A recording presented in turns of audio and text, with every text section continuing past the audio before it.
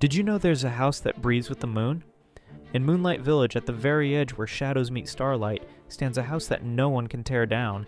Every night when the moon rises, the walls expand and contract like lungs drawing breath. Children whisper that if you press your ear against the wooden boards during a full moon, you can hear its deep, mysterious sighs. But the real magic happens inside. Furniture moves on its own, recreating dinner scenes from families who lived there long ago. Empty chairs rock back and forth for mothers who never returned. Tables set themselves with phantom meals for children who grew old decades past. May, the village historian, discovered the house's secret. It doesn't just remember the past. It keeps those families alive through endless memory plays, night after night.